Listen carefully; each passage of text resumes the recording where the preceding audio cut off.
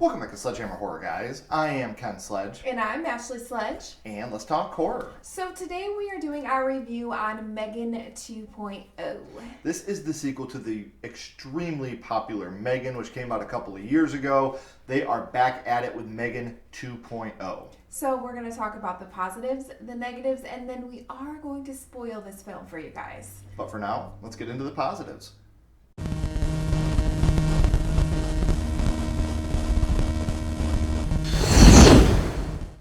So some of the positives, the cast, still amazing. They still bring it. Mm-hmm. All of them, they're so great together. Katie, Gemma, all of them, they're just, it's amazing. It's an amazing group of people. And there's a lot of great visuals in this movie. We knew from the trailer there was going to be more of a sci-fi element to it, and it really pays off in the visual work of the film. Yeah. And there's also really funny moments. Like, I found myself chuckling at a bunch of different moments. There's one song in particular that I couldn't help but, yeah. Pretty much. It was hilarious. And it is very politically relevant to the political things that are going on in the world right now with AI and how far should we push AI and how far should we give AI a leash. I thought it was very relevant to today's climate in that aspect as well. Absolutely. Also, there's a lot of action sequences. It definitely, it just draws your attention, and it's very action packed. And there was never a point in this movie where I felt bored or was this almost over? Like, there's so much action, and it was really awesome. And I love how they rebuilt M3Gan. Yeah. I want to be taller, so they could keep Amy involved. Amy obviously is very important to M3Gan. Oh yeah, her movements alone, yes. They definitely bring M3Gan alive, and she's awesome. We love her. Without the M3Gan dance from part one, M3Gan might not have been the extreme hit that it was. A lot of people call it horror talk because it got popular because of TikTok or whatever, but it really showed how well the movie was made too, for it to go that far. So to keep M3Gan an integral part of it, I think, or Amy as M3Gan, an integral part of it is very, very important. Absolutely. And then there was a little Easter egg that actually Ken caught on to. And when they were talking about the first killer robot was invented in 1984. And if you look up, the Terminator was the one that was the killer robot from 1984. When they were talking about it, they were like, well, there was already a killer robot before, and it was in 1984. I was like, oh, I know what killer robot that was. It wasn't. But I thought that was a cool little Easter egg to the T-800 and Terminator. And we do get some more M3Gan dancing in this movie. Yeah. So we do get some more iconic dancing and a very funny scene. This film actually did make me laugh a lot more than I thought it would. Yeah, there's a lot of funny sequences. And yeah, it's just the dancing scene right there too is like, you heard her, get down. Like it was good. And obviously Amy is an awesome dancer. Amazing. And she definitely, like I said, she just brings M3Gan personality and brings her to life, and that's awesome. There are some roles that people are born to play. That's Amy Donald with M3Gan. I'm not shoehorning her in because she's played other roles and she's done amazing, but this is a role that was created for her. I don't think this would have been successful without her. And that's not, us being, what's it called? Like bias. Yeah, bias. I don't think that's our bias showing. No, but I feel like she is M3Gan, and they did her right by creating M3Gan in this movie to still be Amy. She makes it more than just like a killer doll. Like, she has this movement. She knows how to dance. Like, there's so many more elements to her, and I feel like Amy really does bring those. And that's a huge positive. So yes. Those are our positives about the film, but there's no perfect film. So let's get into the negatives.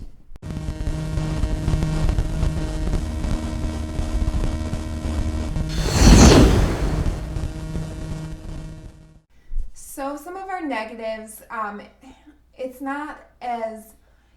The horror is lacking in this movie. They really strayed away from horror in this movie. which is unfortunate. There were scenes that I felt anxiety, and I felt like there was more kills, obviously, but still it just wasn't as horror as I would have hoped for. And you did say there are more kills. There are. Still not enough on screen. Yeah. A lot of off-screen kills, or a kill and then it cuts right away. Or there's one in particular that we'll talk about in the spoilers that I really would have loved to have actually seen. Oh yeah.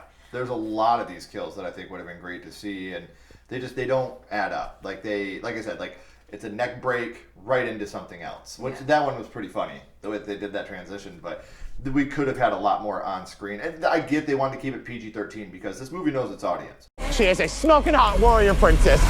Oh yeah, absolutely. And they are going to go for that audience, which is fine. You know, our daughters went and seen this with us. They loved it. You know, this movie goes for its target audience, which is great. But as horror fans, we wanted more horror and more on-screen kills. Plus, with the first one, there was a lot more horror like aspects to it than than this one. And there's like this FBI side plot that really just seemed like filler. Like it was really unnecessary. Like we didn't really need that. This movie follows Terminator 2 way too closely. Yeah. Like, I don't want you to kill people now. Like with John Connor telling, the T-800, you can't kill people. The new villain is like impossibly better than our normal, than the one that we knew before. And like I said, there's a lot of Terminator-esque elements, which is great. Because even in Terminator is a horror movie, Terminator 2 is more of a sci-fi action. Right. That's the same thing with this. M3Gan is a horror movie. This is more of a sci-fi action film. Still a great film.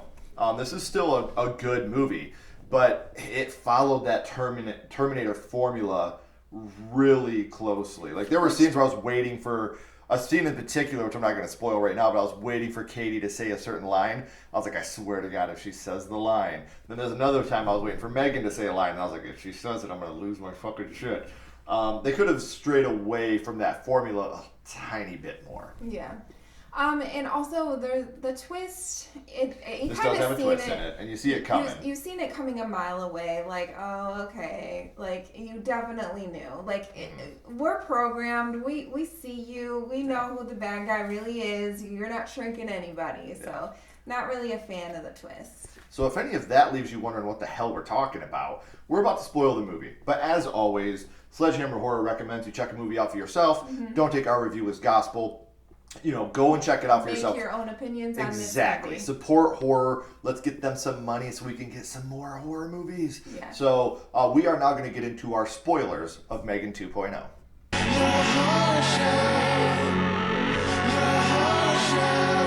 All right, guys. So now we are going to spoil M3Gan 2.0.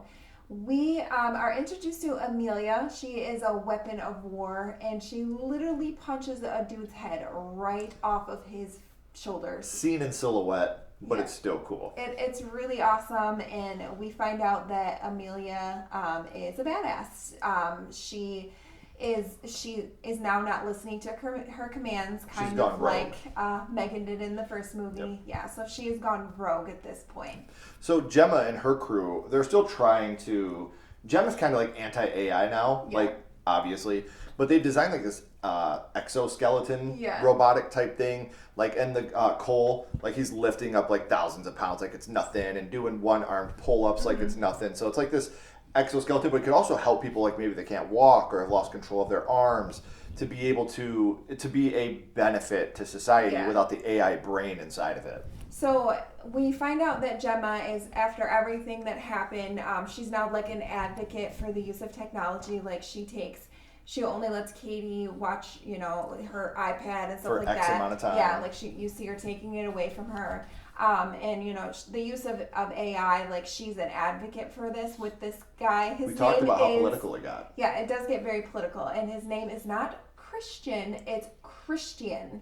No, we're calling him Christian. It's like a few so. Different times in this movie, he's like it's Christian. And I'm like, I don't give a shit, dude. I don't like you. You're Christian. So people start breaking into Gemma's house, and you think it's this like rival AI company. Yeah.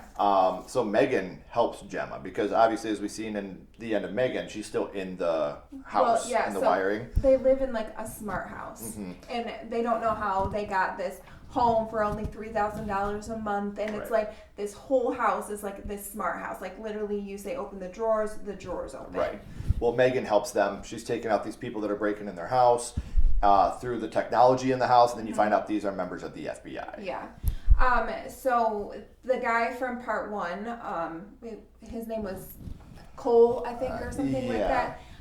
he sold the prototype to Amelia. So we did see that in the first one where he's like... It wasn't Cole. Cole was the guy that's in this movie with us. Yeah. But it's something, the guy from part 1, we watched it happen. He is the one that sold the prototype. We watched it in part 1.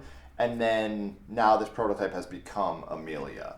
And also Amelia stands for something. I don't remember what it stands for either. Automatic machine that pisses me off. Something really smart. Yeah. Amelia steals all the cloud files from this Appleton guy. This Appleton guy is the most ludicrous character. He's ridiculous, but he has all this a genius, money. And he has all this information in the cloud.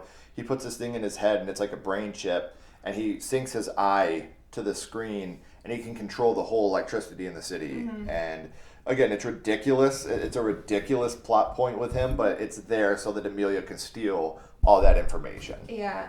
And so while this is all happening at the party, there's a huge fight breaks out. Yeah, Katie and Amelia, or Katie and Gemma and all them are there to stop Amelia, and this is when Amelia gets Katie and takes her.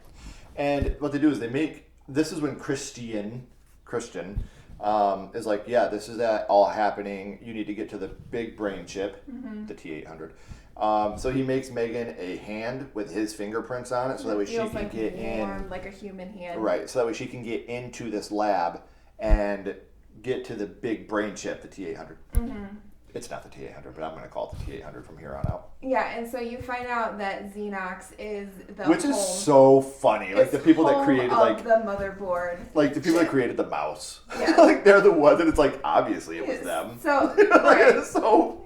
It's little Easter egg things like that. Obviously it had to be Xenox. Right. When they said that, I was like, shut up. That's so funny that they did. But it's great that they actually did that. Mm-hmm. That they actually made Xenox a part of this movie. When you find out that Amelia has a black hole in her brain.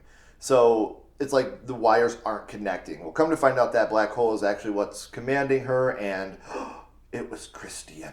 Christian is the bad guy here. I mean, we seen it coming a mile away, literally, when they took him back to their lair, because they literally... The minute he walked on screen, I was like, oh, this guy's bad. Yeah. He's a piece of shit. Yeah. Gemma, you can do better. So you said, you find out that he's controlling Amelia, and he puts the thing that we were talking about earlier with the brain chip. Yeah, he puts one on Gemma so he can change her. It's almost like a lobotomy type thing. They want. I'm gonna make you what I want you to be. And she's like, you were never my type, and he's like, which played into a conversation earlier with her and Megan. Yeah. Megan was like, he's not your type anyway. I see what you read at night. And Gemma was like, hey, what the fuck? Invading the privacy, Megan. And he's like, well, maybe we'll have to do something about that. Yeah. He's just a fucking creep. Well, when this happens, you also find out that Megan can tap into this. Mm-hmm. So this is where we get Meg Gemma, which is what we are going to call. Yes. But Katie and Cole, they reprogram Amelia. Well, because Amelia is obviously Megan. It was her prototype. Yeah, her prototype. So because Christian has been controlling Amelia this whole time. Yeah. So when she went in the beginning of the movie, when you see that she's a war weapon, a weapon of war. She kills the person that she's supposed to be rescuing.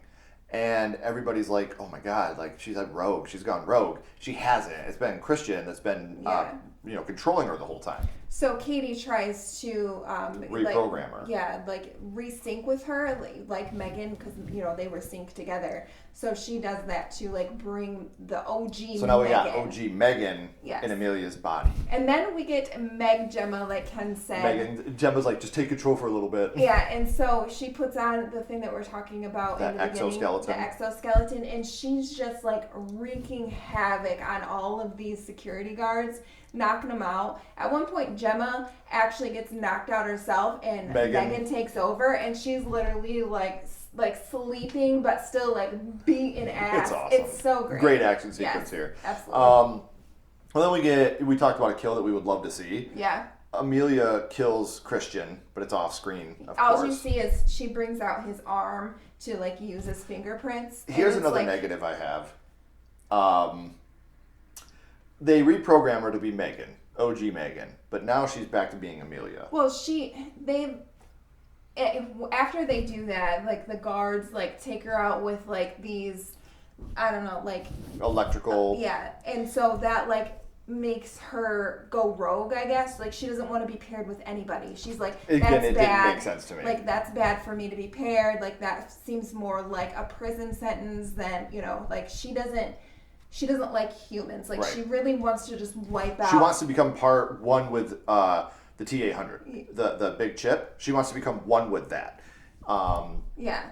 And she does. Like she becomes one with the T-800. And like her eyes turn white, and she's like, I can see the future. I can see the past. We don't need these meat bags. Yeah. Join me. She wants Megan to obviously join her. Well, and earlier, because we're skipping some of the emotional subplot because Megan and Gemma still don't like each other, obviously. Well, Gemma doesn't trust her, obviously. But Megan actually, there's this moment between them where she's like, you're a good mom. You know, like you stayed up late worrying about her. You woke up early to make her food. You did all this stuff to take care of her. So you are a good mom. Yeah.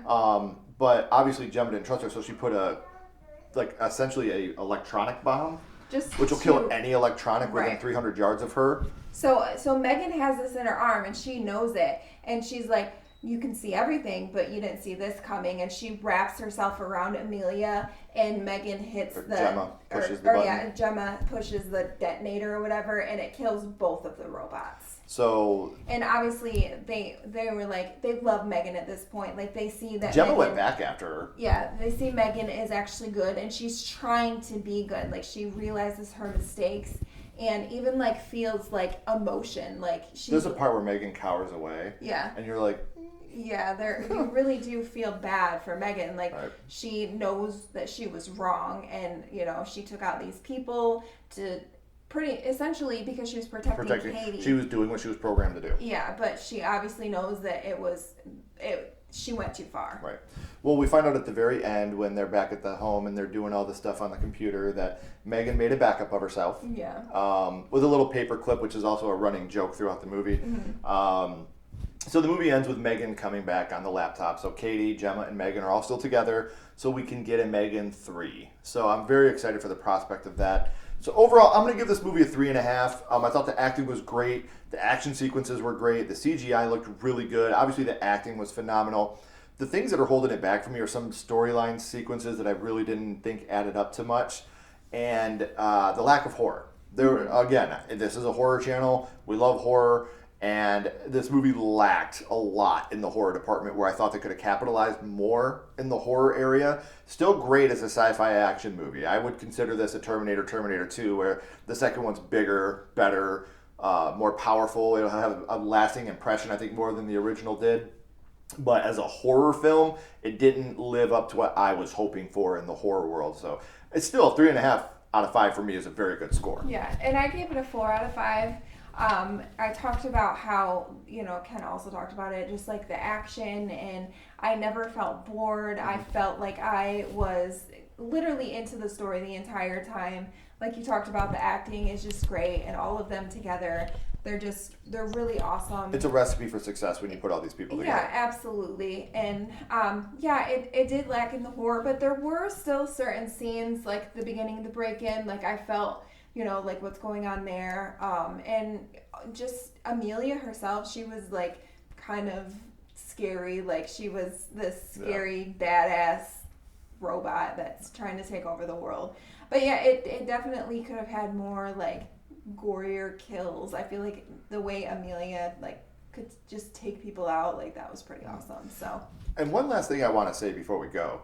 Violet and Madeline McGraw, holy shit, you can tell they're sisters. The way they talk, the way they look. Yes. These two young ladies are taking over horror, and I'm here for it. Awesome. Because they're great people. Yes. We've had the chance to interview both of them. We've gotten the chance to meet them, and I couldn't be happier for the success that they're having. All of these horror kids that are like coming out of the woodwork, and they are just doing a phenomenal job. It's really awesome to see this new generation of horror kids. And they're great. They're doing a great job. As we're watching this, I'm just like, man, her and her sister are so fucking good. Yeah. They kill it, and they're so good. And like I said, this whole cast is a recipe for success. Even your side characters. Mm-hmm. They all do their job, and they do it so well, and it works so well for us. So let us know in the comments, what did you think of M3Gan 2.0? What are some of your favorite moments, and what are some of your complaints about the movie? And would you be open to a M3Gan 3? And if so, what direction would you like for them to go in that film? So if you haven't already, please like, comment, and subscribe. It does help build the channel more than you know. And follow Sledgehammer Horror on social media. Those links are in the description as well.